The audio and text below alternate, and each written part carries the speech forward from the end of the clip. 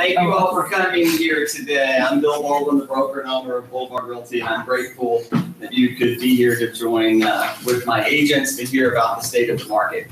I am not Ted Jones, and I am not Stephen Kleinberg, but I'm going to give you my perspective of the state of the market. I've owned Boulevard Realty since the summer of 2008. And I've done a pretty good job on a monthly, regular basis of updating my agents about the state of the market.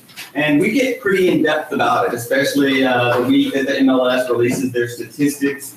We go over our weekly sales meetings on Tuesdays, this information. But we thought we were at such a critical time in our industry that we would probably open this up more, both to our agents, clients, and our previous clients, our future clients, so that we can share information and answer questions that you might have. So for the agent, some of it might be repetitive, but it is designed to kind of be interactive. I'm going to go over a few things, and then we will answer questions. And with anything, real estate is all very local. It can be extrapolated down to a very fine amount of space and numbers or whatever, and we can get as specific as you'd like to get. We predominantly focus on the single-family housing market. So there are statistics for land and country properties and multifamily and townhouses and high-rises, and we can talk about that. Most of my comments relate to the single-family housing market and maybe the land associated to that or whatever. So we thought we would start. I have been doing this for quite a while with kind of a perspective. And remember my perspective, starting in '98, I moved here to the Heights. Bungalows were $65,000 to $135,000. You announce a few stadiums downtown, you start getting work on Minute Maid Park and Toyota Center, you start getting new stadiums. Inner city living has certainly evolved since 1998. Fairly my perspective about it. And I've seen highs and I've seen lows. My career is often tied to you're going pretty well in 98, 99, 2000, and you have a plane crash September 2001. Life's a little bit different. And you recover from that. My world started booming again in 2002, 3, and 4, and you have the fall of Enron, and my world crashed. And you start recovering out of that in 6, 7, all very good years, and you get to 2008, we have a hurricane and a recession. We have an adjustment period. It was a long adjustment period. 8, 9, 10, 11, 12 were pretty stressful years in my life. And then you have this boom of the 13s and 14s, the reality of 2015 and the adjustment from oil, and it gets us here today. So, I've seen this kind of high and low. Over 3 or 4 years, we seem to have a natural rebalancing of the marketplace. The reality of it is that Houston is a very amazing place to live, work, and play, and we've had moderately steady growth throughout all this time. We have population growth, which is almost the number one indicator for me of how well we will be doing. So once we add people, then the housing market seems to be able to adjust accordingly. If we had declining populations like northeastern cities, then I think we'd be experiencing significantly greater problems. So a lot of what we're going to talk about is tied to population. We wanted to start with 2 brief videos that I had done a couple of years back. Like I say, just to give you a perspective, I have lost a little weight and I dress a little nicer than I did then, but I think the conversations are all kind of relative. So these are each about 2 minutes long, and they're just to give you a perspective of where we come from.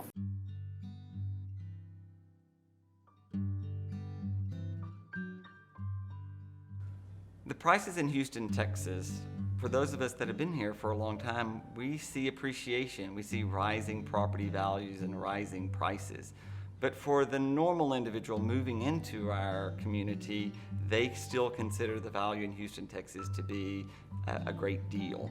If you're relocating from the West Coast, the East Coast, or overseas, and you live in a major metropolitan area there, you would be experiencing price per square foot at $1,000 a square foot, or $2,000 a square foot, or $2,500 a square foot, like Manhattan or LA might be. Houston, Texas, is the 4th largest city in America, has really averaged around $200 a foot. When we go from $200 a foot to $250 a foot, we see that as a 25% increase and think that's pretty hefty. The buyer coming in thinks it's a bargain. So there's a paradigm shift in our industry. I think we're going to see higher prices than we historically have had, and I don't really think it's going to be a bust. I think the new norm will be prices greater than they used to be. There's escalating land prices, the cost of labor, the cost of construction, the cost of the materials are all rising, and I don't foresee them going down anytime in the near future. We're going to have to get used to higher home prices than we historically have had. What happens is the inner city is also more desirable than ever. So we have the stress of people wanting to move into the city from other cities, but we also have people moving into the city from the suburbs. Individuals who would have been slightly older than they would have been 15 or 20 years ago. Perhaps the 50-year-olds or the 60-year-olds now want to live in inner city Houston and be close to art, architecture, and restaurants that they wouldn't have considered when their children were younger. This generation of people, because they've lived in bigger houses and are past their career, often have cash. And the young people in the marketplace today inside the loop are competing with their parents. It's created a new norm over here that there's a new buyer, and it's the suburbs moving inside the loop. And it's created a different paradigm shift with regards to pricing. People are willing to pay more for less square footage for quality of life. The more people we add to Houston, Texas, the more traffic we add to the interstate system and to the highways. And the commutes that were averaging 30 minutes to an hour are soon going to be averaging an hour to 2 hours. 2 hours on an interstate, commuting 30 minutes to a suburb, creates a buyer inside the loop that's willing to pay more for less.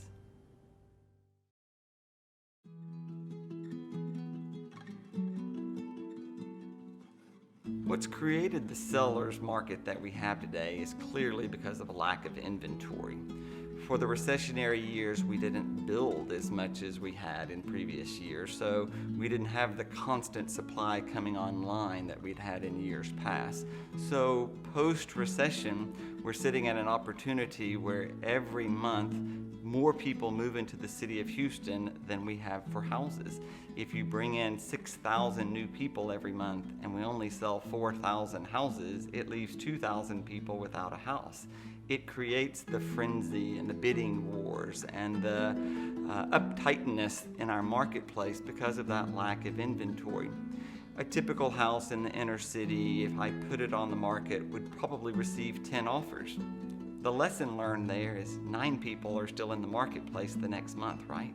They're still living in corporate housing. They're still living in a rental environment they don't really like because the rental rates escalate every month. Or they're living with their friends or their parents and they want a house. They clearly want a house.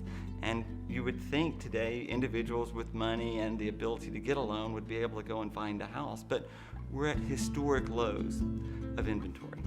A balanced market would have 6 months of inventory.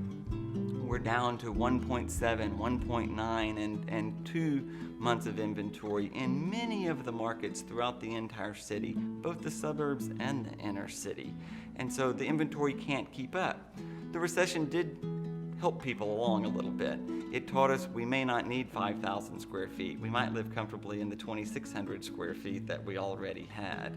And people just aren't as mobile as they used to be because they're more debt conscious and they're more concerned about living within their means, living past the recession, that I think people don't put their house for sale as often as possible. And we have this tremendous job growth that creates the lack of inventory, but the demand keeps rising. And it's imbalanced. I don't see it getting any better in 2014. I don't think it can pan out in 2015. It would take a catastrophic event for our industry to see much of a slowdown.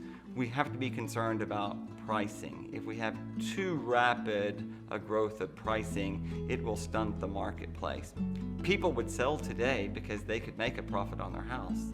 They have nowhere to go, or fearful of being homeless, of selling theirs and not getting the house that it is that they want. So it's created this imbalance.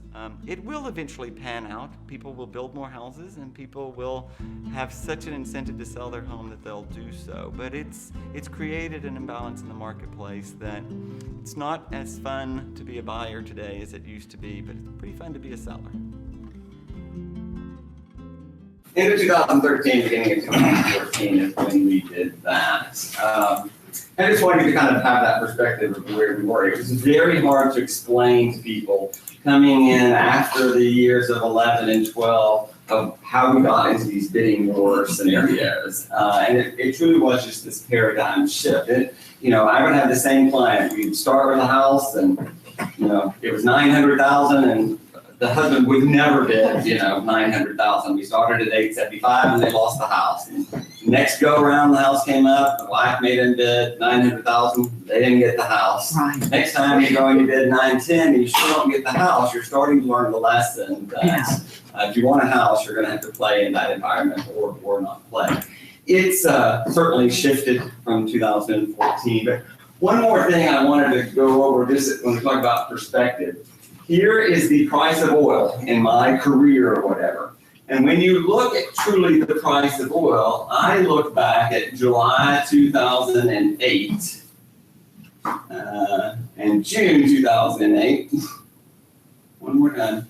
In June 2008, before hurricane, before the recession started, the price of a barrel of oil was $151 a barrel. This was the average price in June of 2008. We kind of forget that. We forget that perspective. We come to a hurricane and we have a recession, and in the middle of the recession, the price goes down, basically 2009, $46 per barrel of oil that month. Okay, from the height of the recession, AIG, bailouts of automobile industry. We linger in real estate. This is not a particularly great time to be in real estate. It's a pause during that period of time. But we come back to the reality in single family sale of real estate. You look at Houston. Single greatest year in the history of the multiple listing service is 2014. That's the benchmark year of what we're going to have. We come out of the recession, not a lot of construction, not a lot of movement, not a lot of sales in 9, 10. First-time home buyer tax credit really was geared to very moderately priced houses, which screwed up the headlines the next year. So in 2011, the headlines all negative because you can't keep up with the buyer's incentive from the first-time home buyer tax credit. 2012 is the first normal year that we have that we're gauging against 2011. Nothing catastrophic going on in the world, and it gets us to 2013, and you have this tremendous push. It's just a pause for several years, and the reality of my world is that January 1, 2013, my basic buyer and seller just said, damn, I'm not thinking about recession anymore. We're moving forward. And it was insane pricing. It was insane activity in the marketplace. Pretty good year in 2013, but it was a hell of a good year in 2014.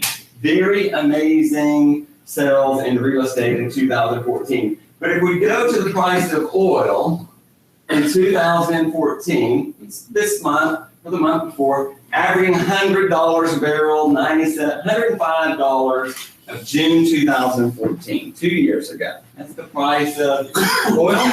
Single family sales are at a peak in that particular month. June of 2014, the actual number of sales was 7,600. And 7,600 units, single family houses, sell and when oil's at $105 a barrel. Okay? 2014. We go 1 year later, and you really go to June of 2015, price of oil is $60 a barrel. That is truly the single largest month of residential sales.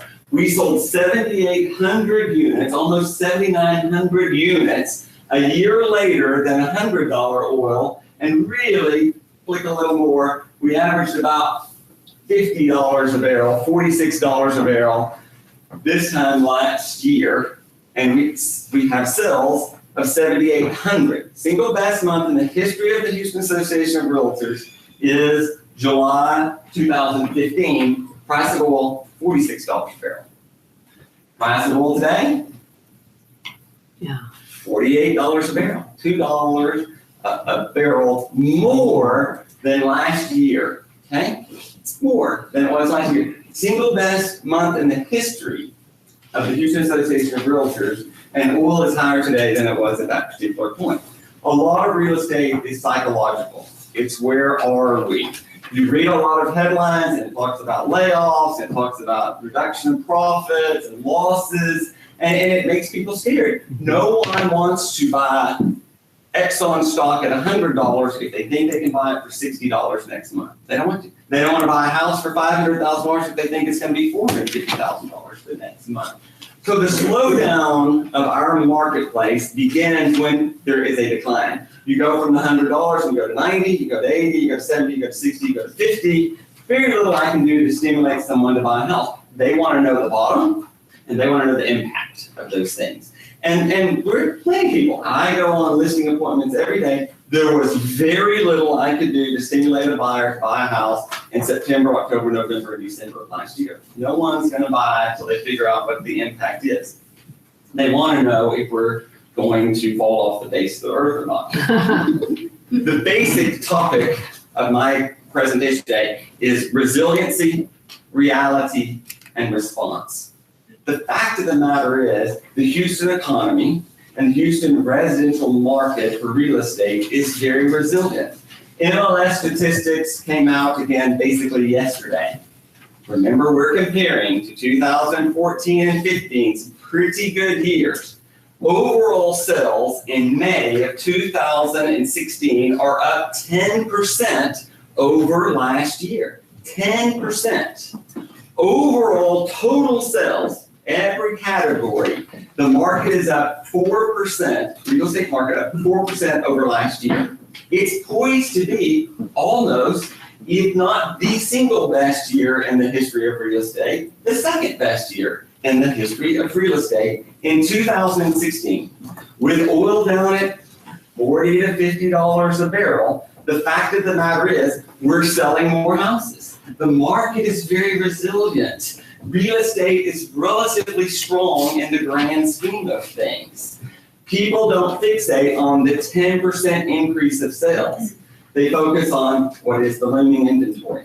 They focus on the fear. They buy into this fact that it's not particularly, a good time to be in residential real estate, and that none of that is reality. The reality of it is that while it is more balanced than it was in 13, 14, and the first half of 2015, the market is relatively strong. And it's if we compared these years before a bust, if we compared it to 2000 or 2003, 4, 5, 6, these would be amazing years, okay? They're amazing years and amazing things going on. While stock, we look basically at Exxon stock again today. It has hovered about a year ago. Exxon stock was around $85 a barrel, and it's about $88 price per share. It's about the same. It's not at its peak, but it's not at its low. The stock companies are rebounding back to what is their average price per share, not necessarily when it holds at $150 a barrel, 2008, or $100 a barrel, 2013 and 14, but at $50 a barrel, price per share of the major stocks, of the major local energy companies has rebounded and is on an upward swing again also. Should create some confidence in our marketplace. But that's just the psychology of it. I deal in headlines in real estate every day. That's what impacts. When people see sales down 10%, they like to go offer 10% less on the price of the house. There's no relationship between the number of sales and the pricing. The pricing in Houston, Texas has continually increased. The median price has increased, the average price has increased, the price per square foot has held firm or increased. If I take out one or two examples of any major market, it's relatively balanced inside the loop. There hasn't been these major extremes. So it's like fishing. You can go and you can catch 40-pound fish, but we probably average a lot more 6 and 8 pound fish on our average basis than we do the 40-pound fish. If they take a picture with the 40-pounder, they forget about all the 15 other 8-pounders out there. Real estate is much, much, much the same way. Go to our overall sales. We're going to come back to that. So, one more. Bye. So, here's the statistics for May 2016. The number of sales, single-family housing, This is every category. We're going to break it out a little bit more. The number of sales is up 10%, 7,300 units. Pretty significant in my world, okay? So overall, most of the areas are pretty good. Townhouses were steady. Multifamily is about the same. Country properties up a little bit. High rises are down fairly significant. Land, no doubt, is down. The number of sales, only cheap dirt is selling. Expensive dirt is not selling. It's selling at a prime. Rental market still holding firm, actually up a little bit compared to the year before. The multiple listing service is trying to get in line with other multiple listing services throughout the state, and with Texas A&M's help, we're now going to break out the categories between existing homes and what is new construction. So for the first time, even for the agents, we're going to be able to break it back out. So older homes up 9% over last year, and new homes up 15% over last year. This is the number of sales. Selling more houses than ever before. If we look at the year to date for this category, 2 over Aaron, that's when I say the number of sales of single family homes is up 4%. Dollar volume, remember we get a little pay increase every time because the value goes up. Dollar volume is up about 3%. Median price is up a little, average price down statistically insignificant in my world. The number of sales is up. Older homes up 3%, new construction up 8%. Mm-hmm. Now, this is taking the entire city. Remember, it's a very, very, very large city, and we talk about things being local. So if we break out into our individual markets, and you look at basically Area 9, the Greater Heights area, Area 16, Montrose and River Oaks, Area 17, West June, Grace Heights, of those areas. So this is all the numbers here. Basically, Area 9, single family houses, we had a slight increase. The number of sales went from 256 to 269. Average price down a little bit, median price down a little bit, the average price per square foot up. Number of listings, inventory is the driving force of much of what we do. Inventory continues to inch up a little bit. We go from 4.7 months to 5.5 months. Statistically, we think 6 months is the average out there. It's kind of the balanced market. We haven't been balanced in a very long time, so we're learning the new norm of the art of negotiation one more time. But statistically, we're falling in line with a balanced market. And we know that means the buyers are driving more than the sellers. The sellers really drive my market at about 2.5 months of inventory. You start inching up there. When people have choices, then sellers get to learn the art of negotiation. Okay? But statistically, selling more houses. Area 16, Montrose, River Oaks, same thing. Sold 99 last year, 91 this year. The average price actually increased. Median price went down. Price per square foot, all about the same. Inventory, 456 houses. Jump up here about 20% to 577. You jump up from 5 months of inventory to 7.5 months of inventory. Buyers have more choices. It takes longer to sell a house. It's going to naturally take longer to sell a house because the buyer has more to look at. And they're more cautious than they've been in 40 years. So they're going to go look at all the houses, even the bad ones. If you put the greatest house on earth on the market today, the buyer is going to look at it. But they're going to go look at 30 other houses. You would like for them to make a move today. 2013 and 14, the buyer bought that house because he assumed the reality of it was the next one might be 3 months before it comes on the market. They may not get it anyway, and it will cost more than the one that's on the market today. 2016, the buyer assumes there's going to be another one on the market tomorrow. It's going to be priced the same or cheaper than yours. And so he's hesitant to make a move. It's hard to get them to make a move. People ask me every day, what can we do today to make someone make a move? There's very little you can do until the consumer is educated into the marketplace.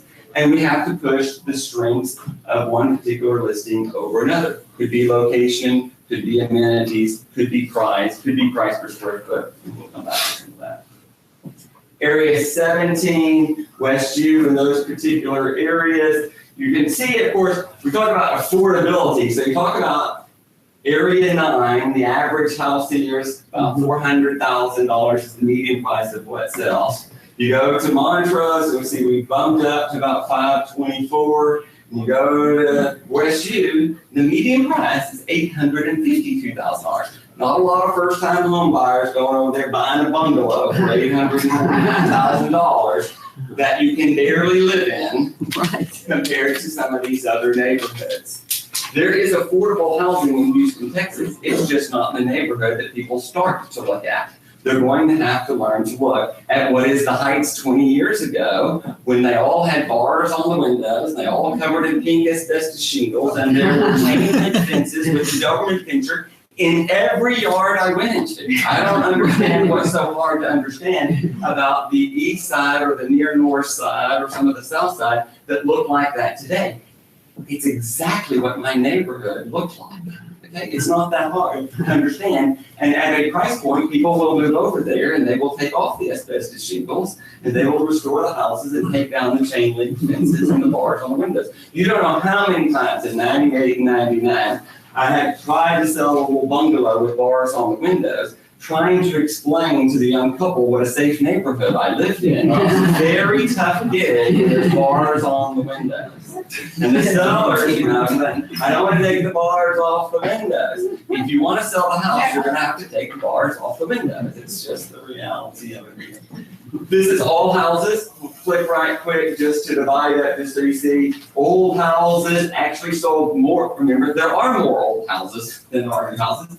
Area 9 sold more existing houses than the year before. Okay? Fairly significant amount.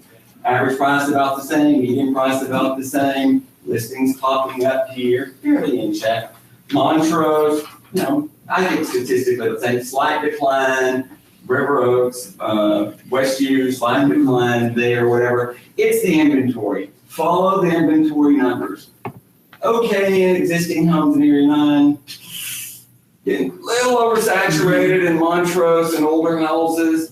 Remember, people are particular. They prefer new houses, but they don't have choices because of new construction in Area 9. Now, let's follow up. There's less new construction. Sold fewer new constructions. Average price was up. Median price was up. Price per square foot is essentially about the same. New construction, about the same as last year. Not a lot of new inventory coming online in Area 9. Number of pendings about the same. Days on market up a little bit. Inventory was high last year. There's already a struggle by the time we got to the summer. Been in 2 or 3 years of boom. A lot of new construction. Bankers always overinvest a little bit in some of that new construction. It evens out. Inventory's about the same. 7 months over here. Montrose actually selling more new houses than it did last year. A little cheaper houses, but they're selling. Number of inventory continues to increase. You get to 8, 8.8, 9, you're going to see some softening of that market. Area 17 actually saw fewer houses. We were already at a pretty high inventory rate, 10.8 months of inventory. Okay? And we're talking about fairly high prices in this deal. So if we took out the over $1 million or over $2 million market, you know, it's taking longer to sell the houses. It's not like I don't know that. If I felt like one of our sellers was missing a sale because someone else was getting them, it would be one thing. If no one is buying a fur coat, it's hard to sell fur coats. I mean, it's just pretty hard. You can lower the price, but if there's still no demand for the fur coat, all you did was cut into your profit. You're better off waiting until the people go fishing. If they're not fishing, you can't catch a fish if they're not fishing. If they're all at the bar, okay, waiting to go fishing, then what you do in the sea has nothing to do with it. You've got to get somebody out of the bar and into the boat to go fishing. And real estate is like this. You got to be ready when they show up because you only have a small window. So the challenge we have in this new construction, when people put it on the market, bought a lot, they built it, took longer, had to renew their loan or whatever, you got to keep the damn thing clean. gotta keep the yard mowed. You gotta clean the windows every 2 or 3 months. There's pollen on them. People will not walk into that house, and if you're not taking care of it, they assume that you're under financial duress, and they want to stick it to you. Come on, this is their chance. You stuck it to them in 13, 14, and 15. It's their chance to even the road out over here, and that's what you're seeing in the marketplace there. So, yes. I'm sorry to interrupt you, but you're talking about Area 17. Yes. You know, I do find it fascinating in West U, because, you know, I live right there. And I mean, what I hear from other agents and what I've watched is that they still in the market, they get multiple offers. I know personally for an agent that had put a sign on a yard, it was 2.3 million, and within 2 days was sitting with 9 offers. Yeah.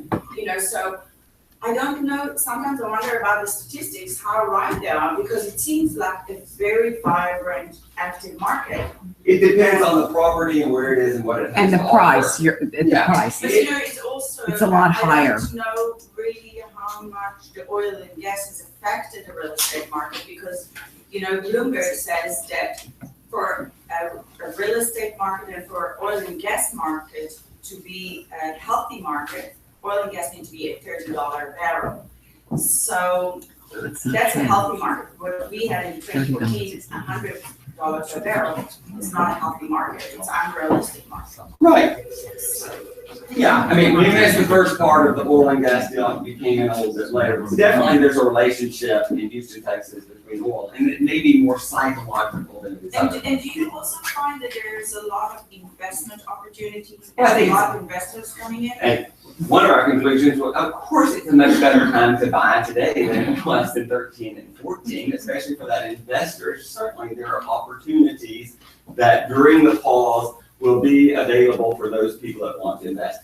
We know from MLS and the statistics, the biggest areas impacted today by the price of oil is the west side of town. The Cinco ranches of the world are experiencing pretty phenomenal stress. The Woodlands is seeing a little more of that stress. I mean, we haven't panned out all the jobs.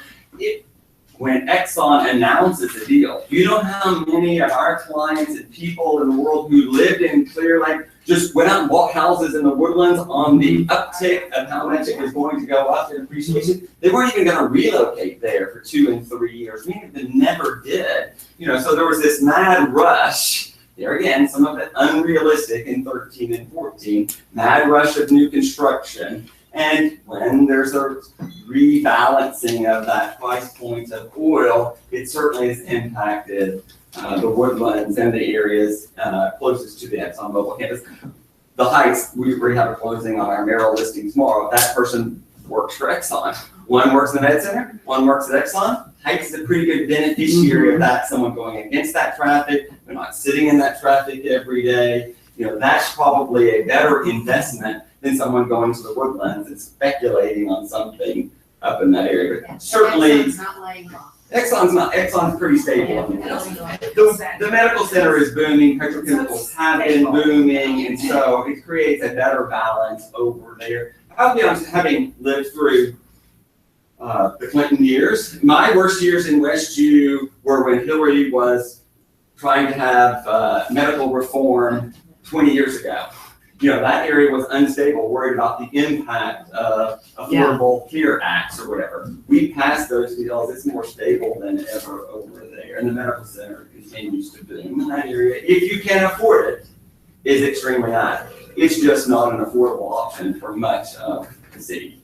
I mean, it is, they play kind of in their own world. But you'd be surprised how few really nice houses there are in West U. I mean, you'd be surprised.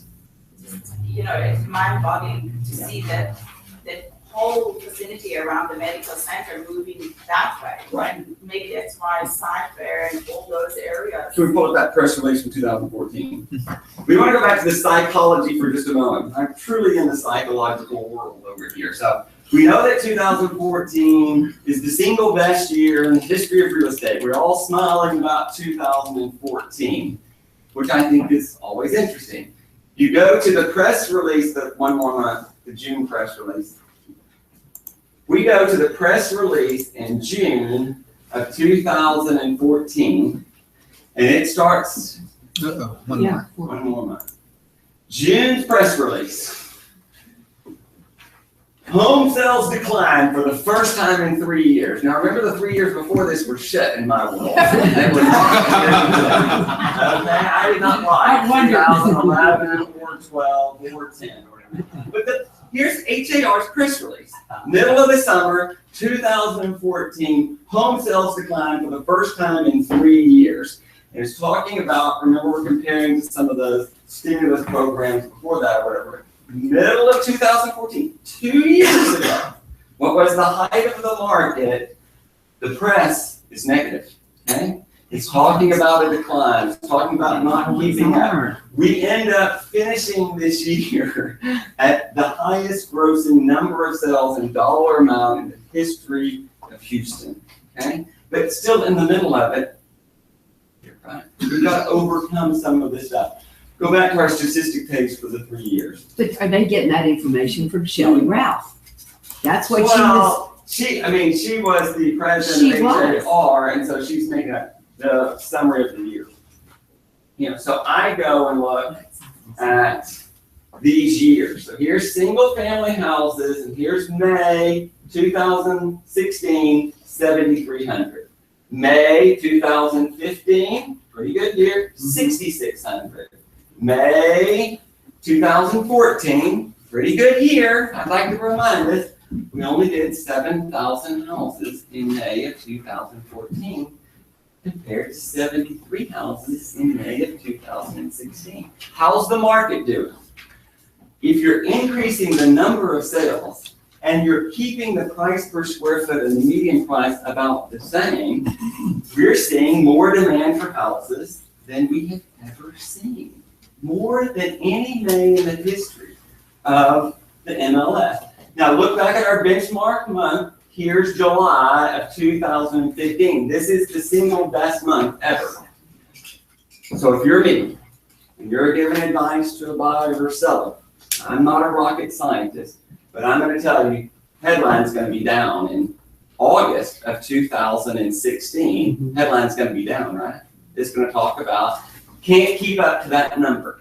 Okay, so I'm telling people, let's don't put a house on the market on in August. Let's wait. Okay.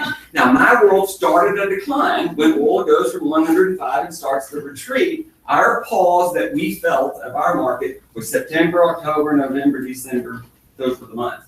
So when I start getting to October and November, so here's October 2015 versus October 2014. I'm going to say this is probably more in line with where we're really going to land. And I think the headline in October is going to be home sales are going to be up 20%. That's going to be the headline in the newspaper in the fall of 2016. Because we're going to be comparing to those numbers that were poor finally, and not comparing to numbers that were great again. So I see the greatest opportunity for positive. I think we're doing great right now, but I still think we're going to struggle some. It's the heat of the summer. People are not as optimistic in the heat. My inner city neighborhoods don't feel the yards aren't as nice. People go on vacation. The female realtors are on vacation. The highest net worth people in my life are on vacation. They're in the Hamptons. They're in Nantucket. They're in Colorado, France. They're in Aspen. Remember? So we got to get past these months and keep focused that year to date, the market's been very resilient. It's been holding firm and has not really declined statistically from a very good year.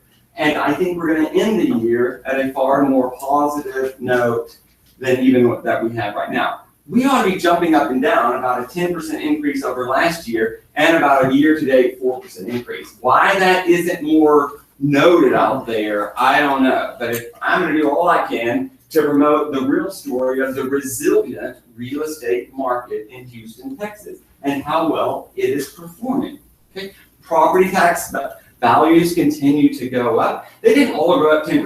We're going to be able to protest some of our taxes because January 1 was maybe not as high as it was January 1, 2015. So my advice is hopefully you went and filed your property tax protest. But the reality of it is It didn't decline from the year before. It just didn't probably appreciate it 10%. This automatic 10% appreciation, the computer just did that to you. But I mean, I believe statistically the value of property in Houston, Texas will increase in 2016 over 2015. As well, we say the number of sales and the dollar volume of those things statistically will increase. So this is single family housing market. You don't want to glance over. I think the townhouse market is far more stressed. I think we have limiting inventory. My average client, if there are 8 units for sale and you drive down a driveway and it's A, B, C, D, E, and F or whatever, they've only got 2 or 3 of those on the market. So the MLS does not accurately reflect the number of townhouses that are for sale. You don't want to flood the market. So if I was the investor and I had 10, I wouldn't put 10 on the MLS. I'd only put 2. I'd put unit A and unit F, whatever, and paint one white and one red and see what I could do. When I sold one, I'd add the other one. So I think the townhouse market is oversaturated. The reality of it is land escalated too rapidly in 13, 14, and 15. I cannot take the area. I had land on Center Street, by Winter Street and Sawyer Street there. My guy bought it for $4 a foot in 2002. We tried like hell to sell it in 8, 9, 10, and 11, and 12 for $10 a foot. Couldn't get it. January 2013, we sold that land for $10 a foot. Follow me. July of 2013, that guy sold it for 20. January 2014, that guy sold it for 40. July 2014, that guy sold it for 45, and somebody builds on it. That market was a $279,000 entry-level price point in 2010, 11, and 12. All of a sudden, we should have been building $339,000 houses and then $399,000 houses. They jumped to $599,000 and $699,000 into that marketplace, and they got a whole hell of a lot of them. And that market cannot absorb $700,000 townhouses. It wants to absorb $349,000 townhouses. But the guy who paid $45 a foot assumed that land was going to be worth $65 a foot because the heights went from 80 to 100 and Westview went from 100 to 150. Remember, all things go up. Not. Things do rationalize back out. The land market, the speculative land market, was overly inflated. And there is a difference between good quality land and where people will move both in good times and in bad. In bad times, people will buy houses. They will just buy them in safer neighborhoods. They will buy them in the middle of the block. They won't buy on the fringe.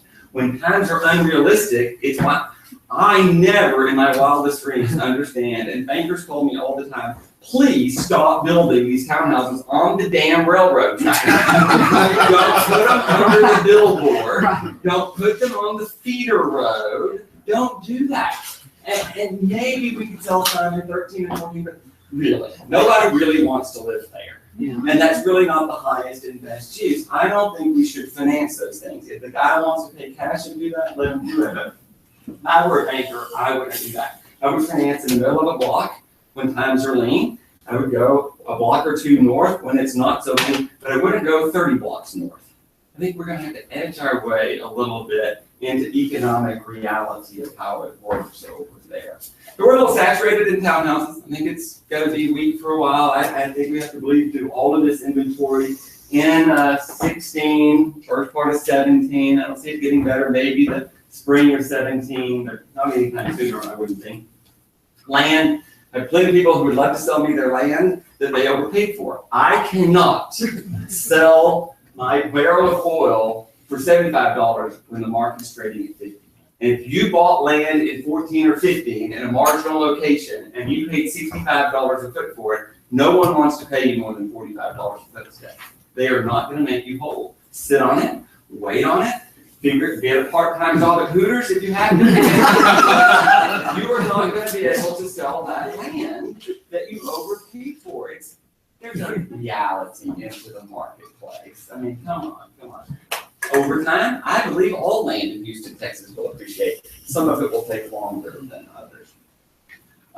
So land's fairly flat. High rises, we're not going to build all those high rises that are announced all the time. I mean, it'll just be a hit or miss on some of that deal. Don't stay focused there. Where are we going next? You want to go People back? ask me we talk about it here, and my work with the mayor's office and quality of life and opportunity. The mayor talks all the time about city of haves and have-nots. I've been talking about this for years. Here is City Hall, and Mayor Parker has a son. And if I take the value of dirt and I go right here and I say, this dirt right here is at about $120 a foot today. This dirt over here is at about $80 a foot. And I move my little finger over here and I say, on the tax records for the Harris County Appraisal District, this land is at $2 a foot. It's at $2 a foot. I cannot get for Joe Bond 10,000 square foot lot with a bungalow on it. I cannot get $35,000 for that today. I cannot get it. It is by the hospital over here. I can't get it. If I'm the city of Houston and I want economic development, there's very little I can do to take $120 land and make it $240. But I can take $2 land and I can make it $4 land, and the city can get a 100% return on their investment almost immediately.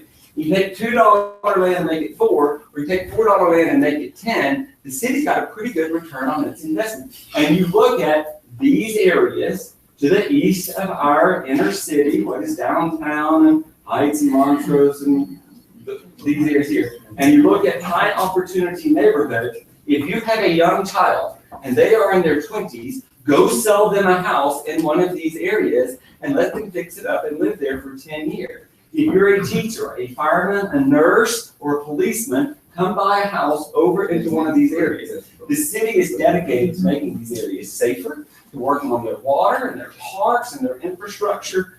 And this is another study the city did. High opportunity neighborhood, near North Side, East Side, Ironwood, Eastwood, Sunnyside. These are great opportunity and affordable neighborhoods for people to go and invest in and to plant their children in and to be urban pioneers. Once again, they're amazing cultural, historic neighborhoods that have a high sense of pride and they need to feel safe, and they need some other people to come over. Not to run everyone out, but to preserve their architectural and cultural history. And that's why people want to move there. And I think there's ample opportunity in our city to spend time, money, and resources into some form of complete neighborhoods that work on our schools, work on our safety, work on our infrastructure, and our quality of life. And you see the movement here. It is not successful in my world if you pop over here and you put 98 townhouses in a block. That's not what I'm talking about. There are some areas, the large industrial areas, that's probably the highest and best use. Let's preserve the single family housing where we can. Let's get minimum lot size. Let's get minimum build line. Let's go reinstitute deed restrictions into some of these areas. And I think you're going to see more and more movement into that area of what makes these areas more affordable. There's ample opportunity for affordable housing, but do not look in Area 17. Do not look in Memorial. Do not look in River Oaks or near Memorial Park. You can't afford it. I can't afford it. Grocery stores, are they coming? coming? Housing community development is reinvesting money into these deals. We're getting significant new grocery stores. Planning Commission has approved 3, and I've only been on for 5 months. We've got 3 variances for grocery stores coming. First to the Midtown and then to these sections over here. You'll see them OST and 88, you're going to see, you'll see smaller grocery stores and you'll see larger grocery stores. You'll see incentives that the city is able to offer to help provide into the food desert. Certainly, we've been talking about it for 5 years over here.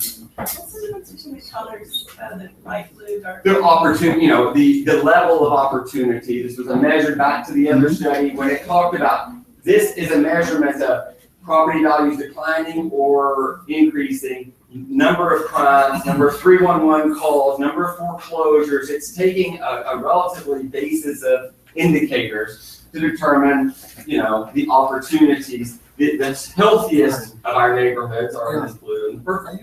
And the areas that have access to parks, access to better schools, higher performing schools, these are areas that stand to improve in our city. Blue It's the best. It's the strongest. So in the next. There are other opportunity neighborhoods that are, this was housing community development, identifying areas opportunity. What's the strongest area of opportunity? Well, is the weakest area become the strongest Yes. area? I mean, if that's the question, these areas here and here have the highest opportunity for turnaround. Will recent flooding affect any of this? Well, so we were at an HAR event, we're at a lot of it. If you look at Allison as the benchmark of flooding in the city, and you look at permits issued since Allison, statistically, no houses permitted, built since Allison have flooded in any of these floods. Not a year ago, not last month, not Sunday.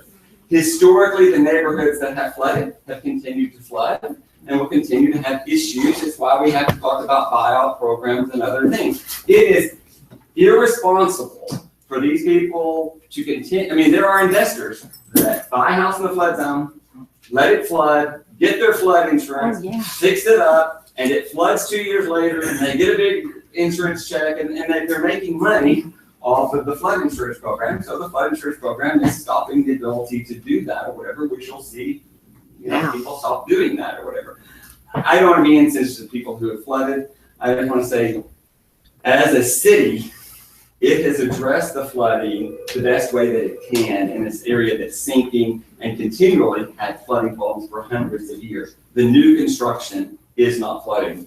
Doesn't mean that new construction isn't contributing to some of the flooding of neighborhoods that have a historical flooding problem. But I think we're going to have to look at, is it in the city's best interest to continue to let people continue to reinvest? And it's, you're talking about people's personal property and their homes and their history, and I don't want to get into that argument. I mean, statistically, I can tell you, very few houses are flooding that were built since Allison. Bill, I'm sorry, just one quick one. Is it legal for a seller of the land to force an investor to develop the land within a time frame? In other cities and states, they do that. I mean, there's a move, so New York City, you must develop your vacant land in so much time. This whole east side and the area on the other side, that market square where they're building, that guy sat on that land for 25 years. You see in the paper? Yeah. So we do not currently have any law that says you have to reinvest or build in a certain amount of time.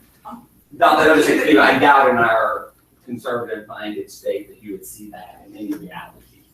But I know I'm asking you about Houston because I'm working with an investor from California, and we recently bought 60,000 square feet in Riverside Terrace. Mm-hmm. And we're looking at buying more land. And I spoke to an agent that's sitting on a committee there, and she said to me on several lots that I've asked that they want to see elevation, and they want to see development plans. We haven't gotten that far. We're still appointing architects, and we're still talking to other investors. What are we going to do there? So, I mean, is that actually legal? They can't make you do anything. They can't. They can't make you do anything. No. No. I mean, you can replat it. I mean, things go before the planning commission every 2 weeks. They replat things every time. I have no idea what's going there. They can say something's going there. It could be a mid-rise for all I know. That's permitting in another whole department. So And how do there's you no. find out about not zoning, about the use of land? I mean, there's What land is to be used for? unless it's be used for anything, unless it's particularly restricted for Right. some reason. How do So you find on the those plat, I mean, you can check on the plat map what its restricted use could be. I mean, that would be the place to go down the planning department. There is a plat tracker Yeah. on the website. You could go and look and see. Yes. Quick question. Bringing up, okay, you were talking about inventory year over year. We've talked about what's going on in our local job markets, and now we're talking about flooding. Could these numbers that we're seeing actually be sort of inflated by people having to move from these flooded areas, as well as those that are having to leave and then savvy buyers coming in because they feel that they're getting a relatively good deal? You could. I mean, Westbury and those areas on the bayou, the majority of those people want to stay, and they are staying. So I think you're seeing them go to the rental market. In the rental market, So I think you're seeing that section of people, maybe the rental houses in that nearby area, the people that are flooded. There hasn't been a movement to sell off a lot of those houses statistically. I'm not saying talking it's about 5%. areas, but those that are forced to reload. And then we have the apartment dwellers that are, they're getting sort of forced out because they're like 2,300 for this apartment. Are you kidding? And so they're putting that back into, what's on the market. There's Right. single family townhouses and on where they feel they're actually getting an appreciating asset. I think if anything, the floods have slowed down the number of purchases and sales and impact or whatever, and we're really going to see in the months of July and August the impact of some of the flooding in Memorial. So I think we'll see a little bump there. Just people won't go look at houses. Try my open houses Sunday when there was 4 inches of rain in that hour. I mean, it slowed people down a little bit, but I don't think statistically it's impacting anything but the rental market. Here's permitting. So we track permitting and see how it's going. I do think permitting's inflated by the flooding and what goes on over there. So over the years, these are the number of permits by month or whatever. The short end of the story is that we're down about 1,000 permits at this particular point in time than we were last year at this particular point in time. I think the number of permits is inflated already because of the flooding and what's going on. Because maybe they weren't at Exxon, but they were at another energy company, and then their engineers are having to find jobs in other cities and in other industries. A lot of engineers be real estate agents. They all used to be teachers and flight attendants. Engineering is the new norm for real estate. I decided engineers and jobs. So permitting's off, which I think keeps the world in balance a little bit. I mean, you have to extrapolate where this is. The number of permits, really, when you look at it statistically, is the major home builders. It's, David Weekley and Perry and Bridgeland and Coventry. They make up about 75% of these permits in reality. And they're still building it. We talked about this 2009, 10, 11, 12, I could go to the Cinco Ranch New Home Center with my client, and there was not a house I couldn't get $50,000 off in a window covering and upgrade the back patio. Okay? 13 and 14, the spigot got turned off, and whatever the price was, that's what you paid. They didn't even want to screw with the realtor say. Today, Sunday, you can go to Bridgeland, I can go to Cinco Ranch. There's not a house on the market that's finished that I can't get $60,000 off and all sorts of incentives. Don't think, if it's finished, they're in the inventory game.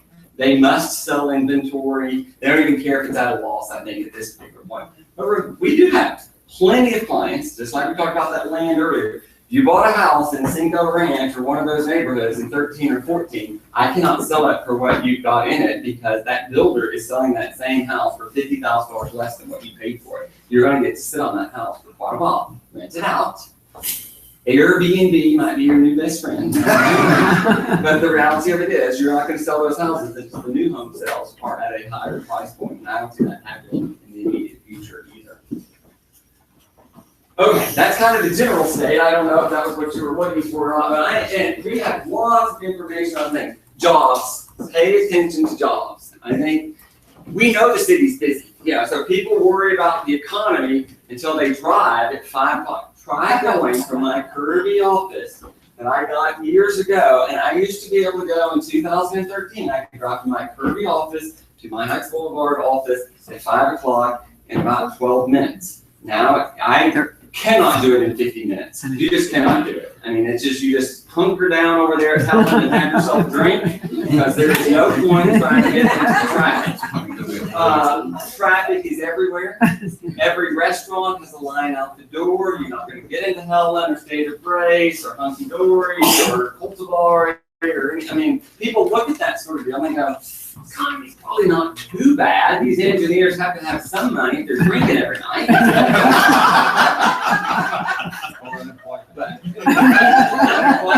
Right. Unemployment. We have to pay attention to jobs. I mean, that's a huge indicator. We know the number of jobs is down. We know that the pay of those jobs is less than what it was when it was $150 or $105 a barrel. And I think there's going to be some of that. Houston is a very attractive place to relocate your business. Very attractive place to live. It's still extremely affordable in the grand scheme of things compared to Oklahoma City and Topeka, Kansas, and Dubuque, Iowa. go and compare to those cities, you find that we're actually more affordable than those kinds of cities. I don't ever compare to Florida or New York or California. Those are extrapolators. I try and look at the guy relocating here from St. Louis and when he can afford here compared to what he had there. He might have gotten a basement there, but he had room for his dog to play over here. And it's really cheaper to live here than it is in most of those cities. If you want to be in Buffalo, New York, or you want to be in Houston, Texas, and if you want to open a business where you want it to be. And the young people I track through the city, the number of young people, the millennials are making up a huge percentage of our population. And while they may not all have the kind of money that we need them to do, their parents do. Their parents have no place to park money. They are nervous as hell that Google stock is going to be worth zero. So they're better off loaning their kid at 2.5% interest rate than they are putting it in ExxonMobil stock at the moment, or at least that's their perception. The amount of cash transactions is always amazing to me.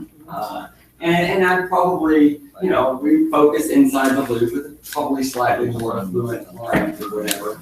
But there's a lot of people with family members with money. They will put it in housing before they will put it in other places, I'm sure. I think we're more balanced than ever. I think the balance is here for a while. I think it's a buyer's market. It's not a seller's market. I'm not kidding myself. I think buyers are more particular than they have ever been. I think, we used to get an inspection report and we said we were going to do 5 things. Now we pray if we do them all, they'll stay in the option period. I mean, we're just going to get used to the buyer is going to dictate. It's going to have to be pretty damn perfect, because the worst thing is if you lose that one, the next one could be 6 months down the road. They're going to want all those things plus the new list. So let's just get realistic about it over here. It doesn't feel good. Buyers are driving.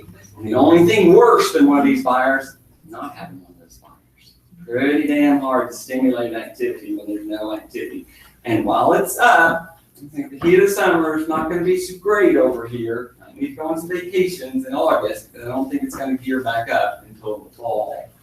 So I just think sellers need to be realistic. The pricing. I think I look at communication. If I say red, I'm assuming that you envision some sort of red. You say blue, it could be all kinds of blue.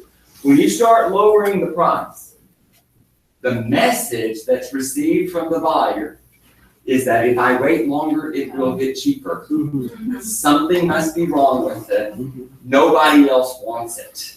Okay? It doesn't do us any good to lower the price. You see what's selling is not the lower price stuff. That's not selling to begin with. That's not the solution. And I know many people are out of money and they don't want to do something. You are better off doing something. If you have, a house, do something to it before you try and lower the price. If you have any ability to restage, take the photos at night, paint one room, wallpaper a powder room, change one countertop, regrout something, you're better off. If you would please listen to me, you are much better off than you are lowering the price over there. If you're statistically not in a range and you're an outlier, you're at $400 a foot, everything else $300 a foot, okay, we need to pull off the market.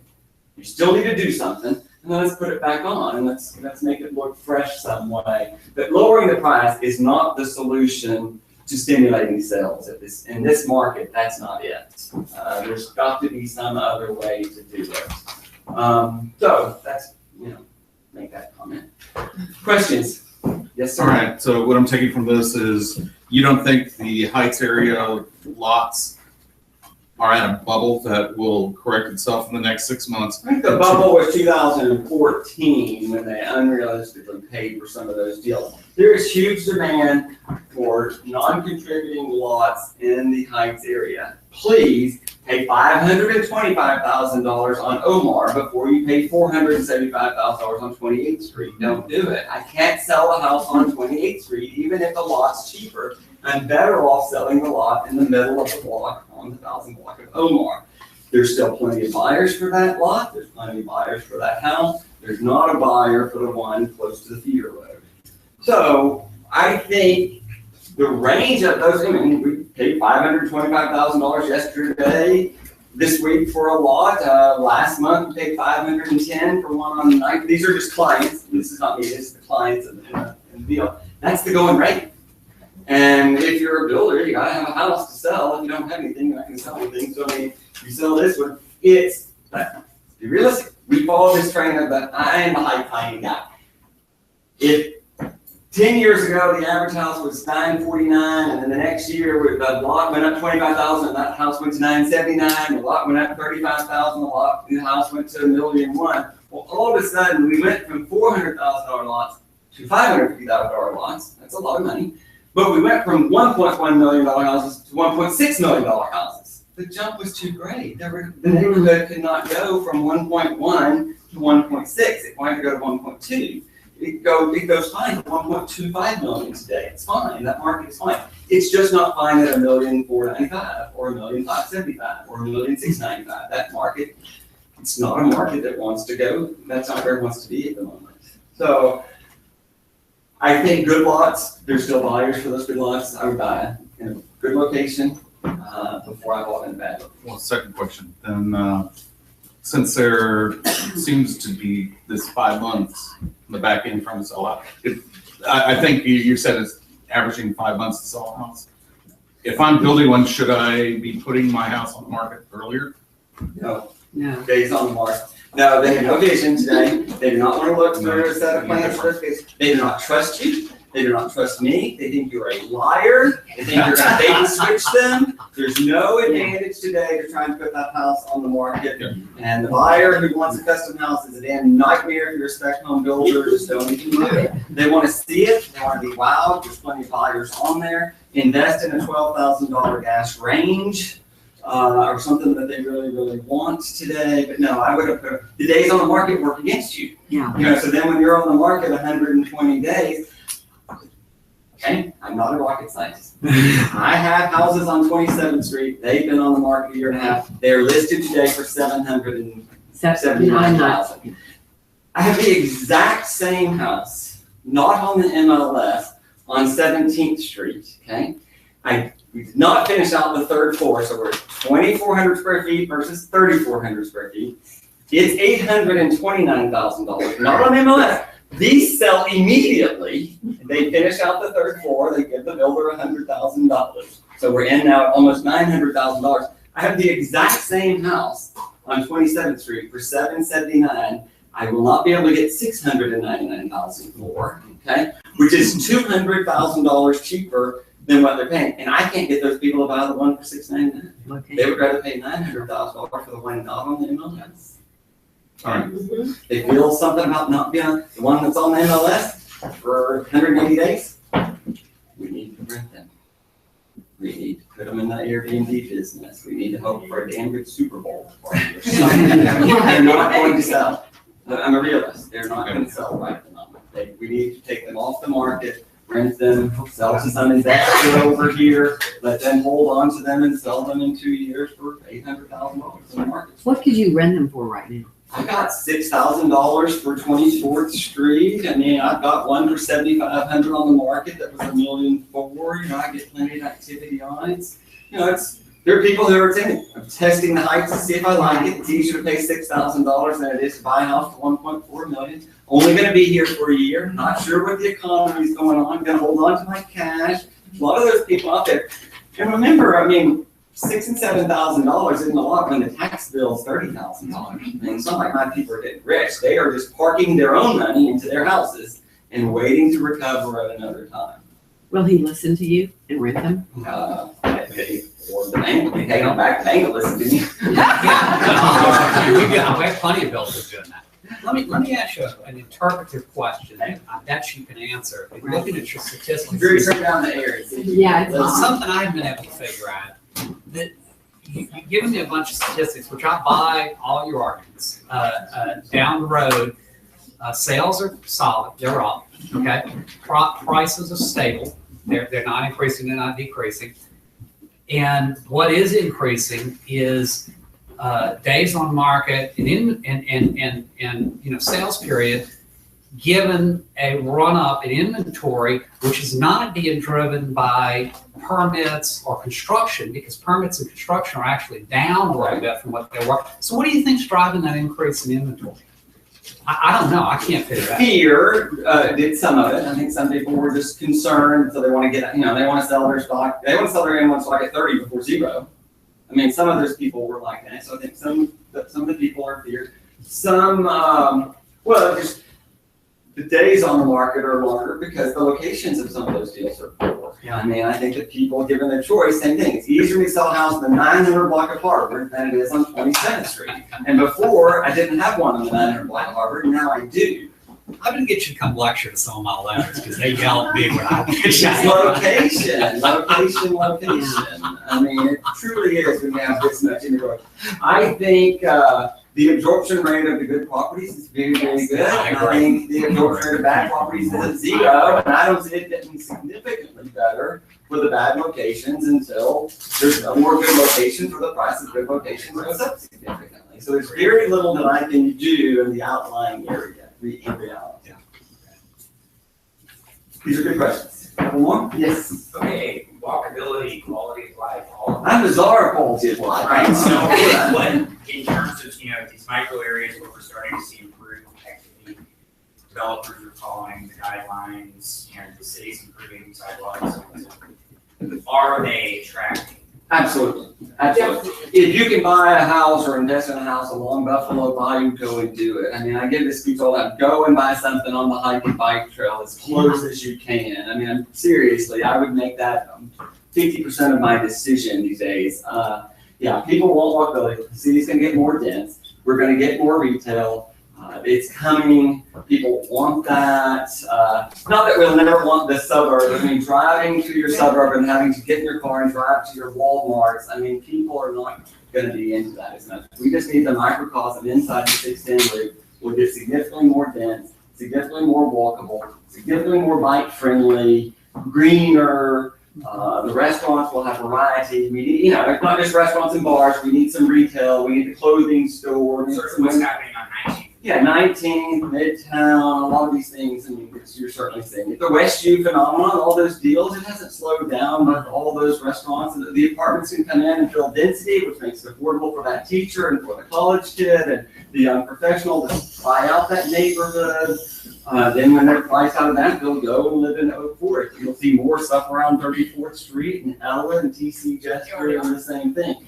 The city's got to grapple with the fact that businesses next to residents have dump trucks that pick up trash at 4 in the morning, and the dumpster doesn't smell as good when you're next to Faux Walk or Hot Chicken or whatever it is that you're next to. I mean, but it's an urban environment.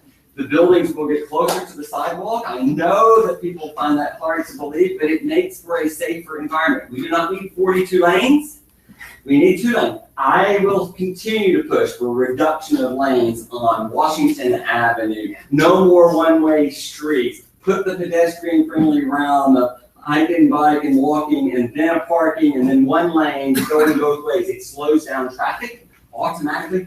Redesign roads for 50 miles an hour, and then we expect people to drive 30. It ain't gonna happen in Houston, Texas. You're gonna have to design the roads for them to go 28 miles per hour, which is safer for the car, it's safer for the driver, it's safer for the guy walking, and it's nicer for the neighborhoods. We're gonna slow down the traffic. You will see the island parkways of the world slow down the traffic, and you will see hundreds of thousands of people walk from that section over to that $58 million park now. And there's no point in investing in a $58 million park if we don't increase the usability of the people next to them. So all these neighborhoods I see happening. But a great sort of micro example is what we're seeing sort of at Ashland and 18th. Yeah, absolutely. Ashland and 17th. Absolutely. Are they getting the numbers there?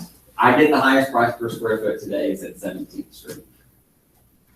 Because they are going to be able to walk and not only do the things that are there, the things that are coming, things that will go into the old waterworks building, things that will go to the vacant land adjacent to Chase. I mean, you will see mixed, and we're not used to it too.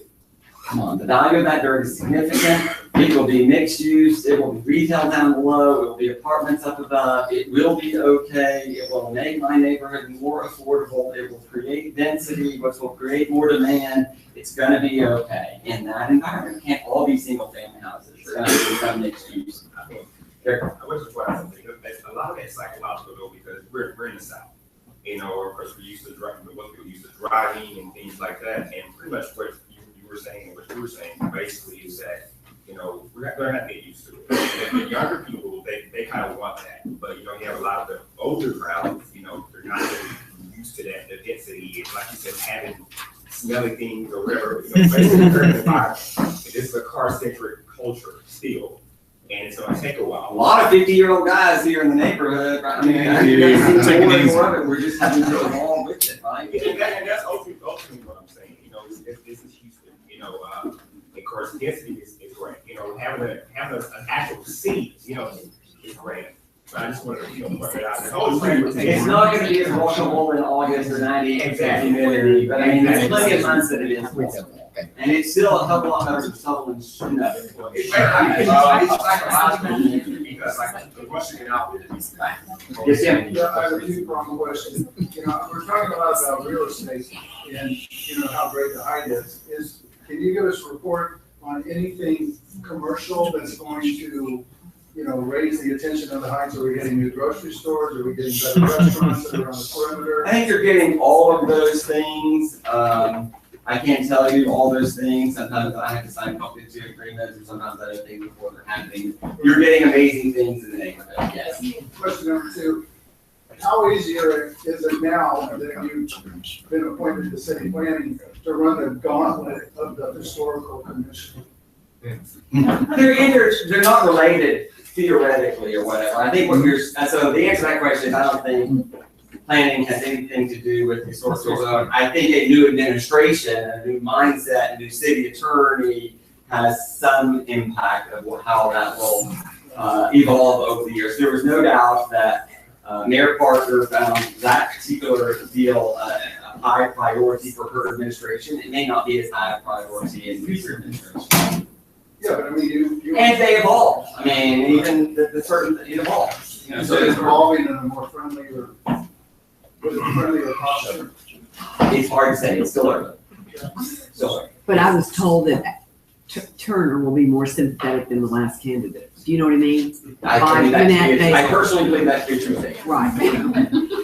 Back to Jim's question about, I heard that Whole Foods is gonna be here on. Their new concept, 365, which is at Yale and 31st, right on the other side of the extent, which is perfect. They are out of planning, they're in permitting, they're moving forward. It's a new lower cost Whole Foods concept. And it will be right there. It's their first Houston store. They have some of their stores up already. Because that's their brand, 365. 365 is their brand, and it's a concept store. What about HEB? The HEB wants to deal, I mean, they're leading the charge, funding the exchange of the alcohol sales ordinance. We'll just see how that pans out in November. Sure, we can help. Is there no alcohol in? It's the dry area. It's the dry It's area. the dry area. But you have to sign the membership. Right. You don't have off premise, you can't buy a beer and take it off premise without a change to the election laws. We'll talk about that. Anything real estate related. Okay, fair enough, we did. Thank you, I'm available to answer.